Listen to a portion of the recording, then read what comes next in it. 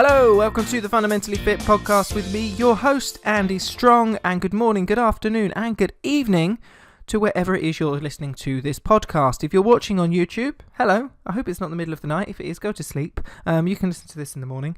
But it is September, and today we've got a good topic today, actually. We're going to be talking about the Olympic legacy. We're going to be asking, was it value for money? What is the true Olympic legacy that we can take away from London 2012? And we're also going to be asking, did the £1 billion that was invested after 2012 get more people active and more people into sport? But before that, very quickly, I've got a shout out for my client Nicola. Nicola is taking on the Q Half Marathon this weekend. She's been training really hard for this. It's her first full half marathon. I know she's absolutely going to smash it. So good luck, have a good race, and I will be there at the finish line to cheer you on. Also to John Halliwell. John Halliwell is taking on his first triathlon this weekend. John has been relentless in his training. He's been great fun to work with, and I know he is going to do really well. Both of you, race smart, keep it sensible, look after your nutrition, look after your legs, and you're going to have a fantastic day. Cannot wait to see you. I cannot wait to see the medals and hear the stories. But they kind of segue nicely into what I would like to talk about first today before we jump into the Olympic legacy. September is a natural kind of reset point in the year, very similar to January, and I've mentioned this before on the podcast, and I talk about this a lot with my clients as well. September is very similar to January. It's kind of a reset point in the year. Both of these points in the year are a change of season almost. You get to January, we've done Christmas, we've done the first half of the winter, you've done the new year, and it's a nice point in the year to kind of set yourself up to get going, set summer goals for the new year ahead. And September is similar in the sense that we've done all of those summer goals, and now we have to set ourselves up for that period through to January and then through on into 2018. And it can be a point of the year where a lot of people's goals just naturally kind of drift. You may have, maybe you've lost weight for a wedding in the summer. Maybe you've done a half marathon or a triathlon or an event, maybe a Tough Mudder or a Race for Life or something like that you trained really hard for. Maybe you've had a body transformation and you've worked really hard on losing weight. Maybe you have been in the gym relentlessly learning how to lift. Whatever it is that's been motivating you through the summer, quite often these goals come to a natural conclusion by September, and that means it's time to reset goals and actually know what you're going to be working on through till Christmas and then hopefully through on into next year. Now, if you've been racing hard and if you've been training hard, it's great to have a couple of weeks downtime, a little bit of an off season maybe if you're a racer, but setting new goals is an important part of keeping yourself motivated, keeping yourself training, and making sure you don't lose all the benefits or the health benefits of the changes that you've made. And this isn't just in terms of goals. We know if maybe you've had a weight loss target for a wedding or a holiday and you've done that's really cool, but how do you maintain that moving forward to make sure that you don't get to January and having maybe put half that or all of that weight back on? So it's really important to kind of reset. And one of the struggles I see a lot of people face this time of year specifically is the change of the season. And through the summer or through winter into spring and summer, it's easier to let your eating habits become naturally lighter as the weather warms up. We want to eat less heavy food, less rich food, more salads, and so eating healthily becomes a little bit easier. However, we're now going to make that transition into autumn-winter, and so it can be easy as the first cold snap kicks in, which probably is only, I would guess, a month, maybe 6 weeks away, hopefully more. Indian summer, come on, Indian summer.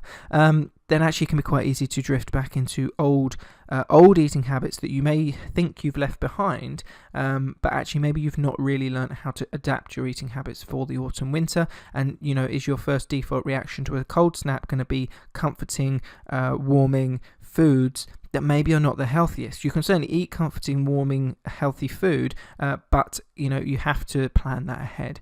So it's a good time to reset your goals. Don't feel down. Don't get the autumn blues. Don't get the September blues. Plan ahead. If you've got a plan, you know where you're going, and then you can put that into action. So September, set yourself goals, fresh start September, slate is clean. What do you want to achieve in the next few months before Christmas? Maybe it's maintaining, maybe it's a new event, maybe you want to get out and try something new, maybe you want to try a brand new skill. And this can be a great time to maybe get back to the gym, try some new classes, something you've not done before. Maybe if you've been racing triathlon all summer, maybe you want to go try something different. Maybe get into the gym, try some strength training, maybe you want to go try a CrossFit class. Whatever it is, now is a good time to address that. And if you want any help with your health and fitness, whether it is training one-to-one, obviously I work with people in the Walton Elmbridge area here in Surrey near London, or if you want some help with your dietary changes or you're struggling with your diet, then get in touch and I can help you wherever you are in the country tidy your diet up and get into a healthier place for the winter. But that is enough of Fresh Start September. It's enough of me plugging me.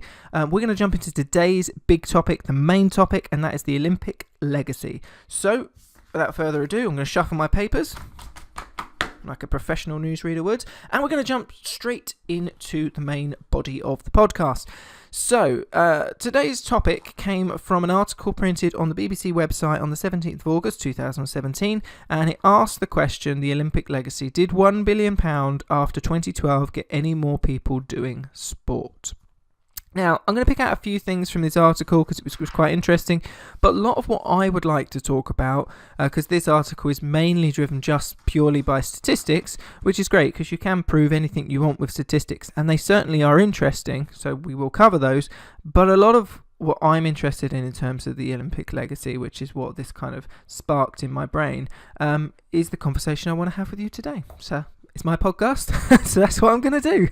So, 5 years ago this month, last month in August, the London Olympic Games was seen as a great success for Britain, before it came to a close. At the time, the country was promised that the end of the Games would not mean the end of the success story, and there would be a lasting legacy for sport participation. But in England, at least that promise was broken. The government gave Sport England £1 billion to invest in grassroots sports, and Jeremy Hunt, the Secretary of State for Culture, Olympics, Media and Sport, said the Games provided an extraordinary chance to reinvigorate this country's sporting habits for both the young and old. He described it as a once-in-a-generation opportunity, a real golden moment for the UK, but unfortunately there has been relatively low increase in participation in sport. Now, if we look at the statistics, I'm taking this directly from the article to start with here. So in the statistics, since 2005, when the Olympic bid was won, Sport England has surveyed people around their physical activity. Now, in 2005-2006, the proportion of over 16s in England who played sport for at least 30 minutes each week was 34.6%. By 2015 to 2016, it was 36.1%. So a relatively modest increase, bearing in mind the exposure that the country had, the sporting greatness that we saw, and of course the grassroots investment that was put into sport. Now, if we jump forward a little bit, they start looking at the statistics cover lots of different age groups. They tended to find that the very young children were less interested. They said it had no impact. So between the 5 to 10 year olds were less interested, or found that the Olympics had no impact on them at all. And then they found of the 11 to 15 year olds, 57% said the Games had encouraged them to take part in sport. But of course, the statistics show relatively low increase. Now, to me, it feels like they are actually just taking a far too small a window to make this kind of assessment, particularly in this article. We're talking five years since the Games, 2012. Is that really long enough to measure the lasting impact and the legacy of the Games? Because, the opening article, Olympic legacy, yes, I'm sure they'd have loved to have a much bigger spike of interest and participation in sport, especially for all of that money. So I can understand the frustration, but there is an increase. There is an increase in physical activity, and that is a good thing. We could look at what was the investment before. It's more likely that massive underfunding in this area really is the bigger problem, rather than the investment not getting any return. You can't change these things around overnight, just the same way I can't help people turn their diets and their lifestyles around overnight. takes time. But there is something interesting in these statistics that I think has a bigger, more important, lasting impact on the legacy and the future impact of how these games will affect our country moving forward. Now, Sport England is doing the right thing. It is carrying out this survey, and it is carrying out this survey to record how people's attitudes towards the games, participation, and everything else has happened since 2012. And one of the things they did, 2015 to 2016, they asked 5 to 10-year-olds if the games had encouraged them to take part in sport, and 70%, so overwhelmingly, they said no, not at all. Now, on the face of it, you could say that means the games were completely pointless. It was a massive waste of time. It was a nice 2 weeks, but it was very expensive. 4 weeks, don't forget the Paralympics. But it was very expensive, and no one's been inspired to do anything. And actually, you could use these statistics to back that up and say that's the case. However, I think you're missing a really, really big point, because if you look at the next line, 11 to 15-year-olds were asked the same question: had the games encouraged them to take part? And 57% said yes, they had. Now, it could be higher, yes, but it is still a majority. And here's the important thing. If your 11 to 15-year-olds have been inspired to be more active and take part in more sport and active physical activity, then they, as a result of the games, will inspire those 5 to 10-year-olds who said that the games had not inspired them. If they see their peers being more active, taking part in sport, if they see them being engaged with future Olympic Games, future Team GBs, getting involved in more of these things, they will be inspired by them to do the same thing, and they were inspired by the games, and that is what legacy is all about. It is about the long term. So while, yes, these numbers could be better, you could have a higher percentage take part immediately after the games, you could have a higher percentage of your 11 to 15-year-olds wanting to take part in sport because of the games, but these are a big improvement, and that is a positive thing. And actually, this is just one side of the games. We're just looking at how much participation has gone up. And I know from the triathlon club that I used to coach at, still take part in occasionally when I can get home, is actually we did see a big uptake. We saw a lot more members coming along to the club for quite some time afterwards. How many actually remained? How many did more than one event? You could have a very serious conversation about that. But there was an uptake and there was definite interest, particularly with Alistair Brownlee winning the gold medal. That had a big impact on my chosen sport of triathlon. But if we're talking legacy, we need to look beyond that. And one of the other things that comes with legacy is infrastructure. And one of the lasting legacies is the infrastructure that came with the games. There was, you've got the Olympic Park, you've got the, now we have a national stadium. We also have the velodrome, we have the water, the Olympic pool. These are all things that the local community are benefiting from. Unfortunately, that's very localised, so it isn't necessarily something that benefits the whole country, but this was quite a deprived area that needed regeneration, so it's really, really good for that. But the wider country now benefits from the fact that we have infrastructure and we have these facilities and stadiums that can actually be used for other sporting events. So we've already seen it this year where we've had the World Athletics. That is a fantastic thing for our country to be able to put on. It means that the lasting legacy of the games is that those new events, Usain Bolt in his last race, bitterly disappointing that he got beaten by a drugs cheat, but all of these things are now there to inspire future generations. So those 5 to 10-year-olds are now seeing the stadium being used. They're being reminded that this was from the Olympics. They're being reminded this is from the legacy. Cycling is one of the biggest beneficiaries of the Olympics. Cycling numbers have gone up dramatically. And people are going to want to go to the velodrome. They're going to want to go and use the velodrome and have a go at the sports, but they're going to be inspired by future Team GB athletes, future Olympians, and that is a fantastic lasting legacy of the games. Now, you might not be somebody who actually wants to go and maybe take part of the velodrome. You might not want to swim at the pool. You might never ever get to go around the track, and that's okay. But there are lots of events that now use these as kind of anchor points in their event. So, for example, I know that at the Queen Elizabeth Park, so the Olympic Park, There are a series of 10Ks where you can run around the park, which is really cool. So if you've not been, go and check them out. If you've never been to the Olympic Park, it's a great way to see it and to kind of soak up some of that atmosphere because it is still there. Ride London, I think starts at the Queen Elizabeth Park, so it's a real good anchor point, and it reminds people of this fantastic August, this fantastic month where the country was united with this sporting ability, and it's an opportunity to go and be inspired all over again. And those things, those infrastructures, they don't just stay for the month of the games. They're ours to maintain, they're ours to use, they're ours to enjoy. Yes, most are London-centric, which is a shame, but they are there to inspire all, and they are regular features. I mean, look at Ride London. Ride London runs from the Olympic Park, then it runs down around Surrey Hills, and then back down the Mall. Now, a lot of people do that. That's a lasting part of the games because that tracks the route that the Olympic cycle went on, or majority of. I know where I live in Walton, we were very fortunate to have the time trial run through our town. Now, unfortunately for me, it wasn't while I was living here, but having moved here since, I now, when I drive towards Kingston, I see the statues on the roundabouts and the artwork that was done of the cyclists. So now every time I drive down there, I'm inspired because I'm like, the Olympic road race went through here, the time trial went through here. That is really, really cool.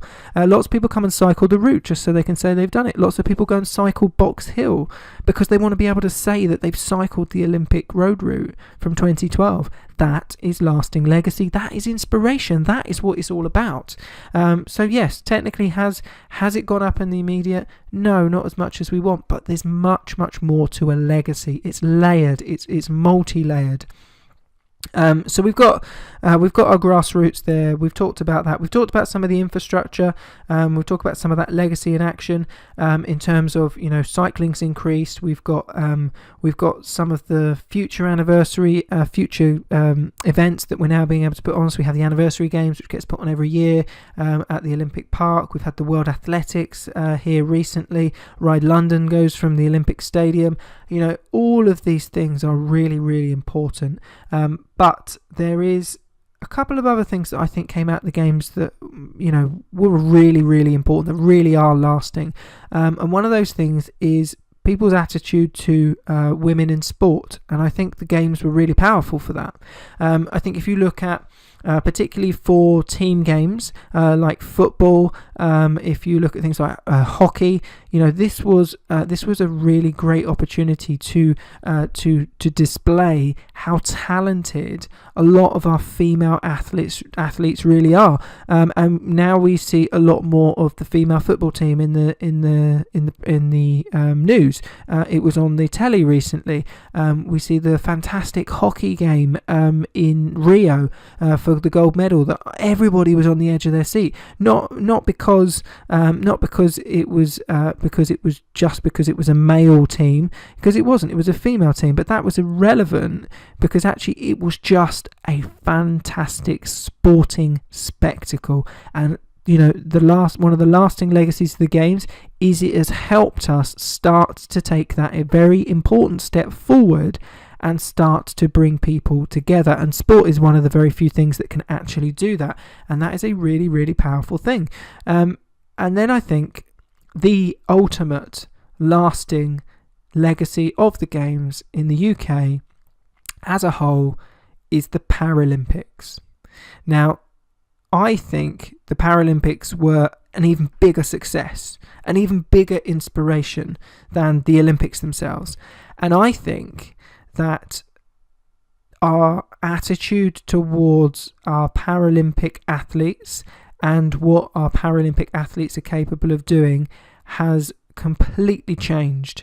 And I think our attitudes to disabled people, I think all of these things have changed dramatically because of the Paralympics, because I have never in my lifetime witnessed the country come together in such a way, let alone see them be so inspired and get behind our Paralympic athletes in such a powerful and moving way. And I don't think any other Olympic movement has ever seen it either. So it's an amazing feat that we can do that. But I see now, and quite rightly so, my favourite part of Rio was the Paralympics. I loved watching that. I loved watching, catching up on Channel 4, seeing how it was all going, and continue to hear those really powerful, moving stories. But it's the smaller parts that actually show that we've changed. I remember seeing a Men's Health, I think it was last year, with a Paralympic athlete on the front. I can't remember what it was. We had a prosthetic. I think it was a prosthetic leg. And that's a really cool thing, because that stigma, which should never have been there, has been broken. And now we are respecting these people, not because they are missing a limb, because they can't do something. We are respecting them for what they can do. We are respecting them for the amazing athletes that they are. And that was the thing that was abundantly clear when I went to the Paralympics, was that, it wasn't a case of watching, average or below average sport because somebody happened to be missing a leg or happened to have a disability. It was actually, you were watching world-class athletes. I remember watching the swimming and thinking, my God, I'm embarrassed that I couldn't swim, even anywhere close as some of these people with the conditions that they're dealing with. It is phenomenal. And I think that while you can look at the statistics in a very one-dimensional way, and you could say the increase after the games was quite small, but I think when you look at the infrastructure, I think that when you look at the generation that was inspired will inspire the future generation. I think when you look at our ability to go and enjoy these facilities, our ability to be inspired by the use of these facilities and be reminded of what the Olympic Games was, what it stood for, when we're watching future athletics, when we're watching future velodrome events, whatever it is. And I think when we're looking at the development and the timely development of female sport being more accepted, more widely accepted as just good high quality sport, and even more importantly when we look at our Paralympic athletes and we're now looking at them as athletic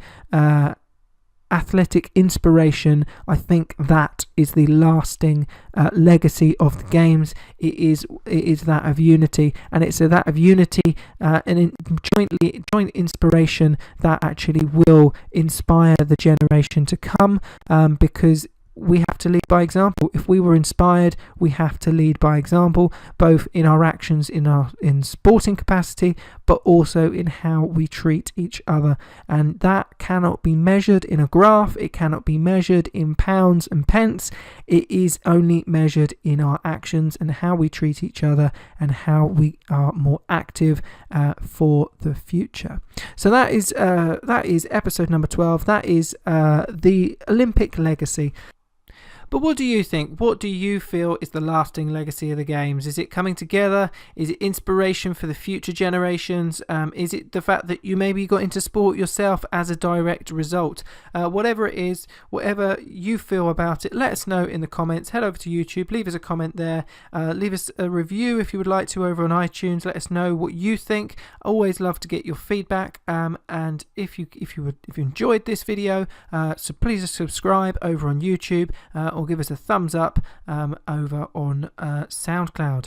Right, that is episode 12. I hope you've enjoyed it. Next week we're talking about Fundamentally Fit. We're talking about my business. We're talking about some of the things that I'm going to be doing and how I would hope to be helping more of you, lovely people. But until next week, I'm Andy Strong, helping you to eat smart, train smart, stay fundamentally fit. Have a fantastic day, and I will see you in episode number 13.